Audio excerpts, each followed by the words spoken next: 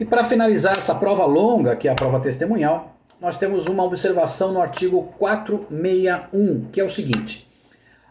O 461 abre duas possibilidades de incidentes dentro de uma audiência de instrução no que diz respeito à testemunha. A primeira é a inquirição. Portanto, nesse artigo 461, nós estamos dando tanto às partes como ao próprio magistrado, portanto, uma possibilidade de ação de ofício do magistrado, a possibilidade de determinar que haja uma inquirição de testemunhas chamadas de testemunhas referidas. Portanto, o artigo 461, inciso 1, dá às partes o direito de requerer e ao juiz de ofício o direito de determinar o que nós chamamos de inquirição de testemunhas referidas. O que são essas testemunhas referidas? São pessoas a que as testemunhas que já foram ouvidas ou as partes em depoimento se referiram a ela.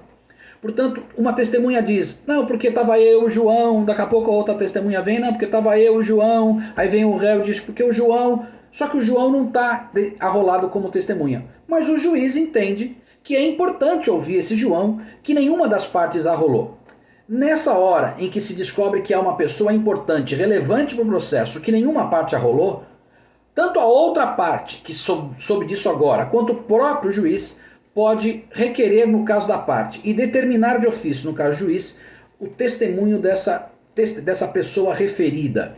Essa testemunha referida, portanto, será intimada para um outro dia, numa nova data, numa nova audiência, para ser ouvida como testemunha referida. Portanto, há uma possibilidade de que uma pessoa não arrolada ordinariamente, originalmente, seja ouvida em depoimento testemunhal se o nome dela for citado em depoimentos de testemunha e de parte, e, portanto, a requerimento da outra parte ou por determinação de ofício do próprio magistrado, ela será intimada para ser ouvida numa nova data, numa data de uma nova audiência de instrução. A segunda questão do artigo 461 é a chamada acareação. O que diz o 461?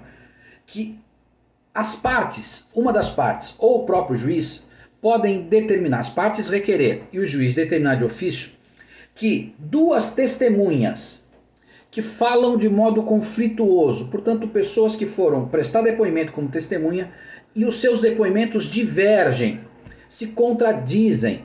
O juiz, portanto, pode pretender que essas duas pessoas sejam ouvidas em acareação. Acarear é colocar frente a frente. E, portanto, o juiz determina que essas pessoas sejam acareadas em audiência. Portanto, num único ato, duas pessoas serão ouvidas ao mesmo tempo. A acareação é não só de testemunha com testemunha, mas também de testemunha com parte. Jamais há acareação entre partes, porque as partes estão se acareando desde o começo do processo.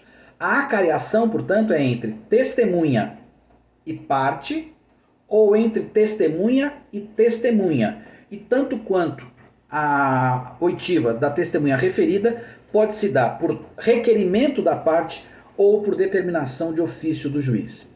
E por fim, gente, o depoimento de uma testemunha é considerado serviço público, portanto ela não pode ter nenhum tipo de prejuízo funcional, portanto ela tem dispensa do trabalho, ela não sofre nenhuma sanção laboral que a falta dela ao trabalho pudesse ocasionar. Tá bom?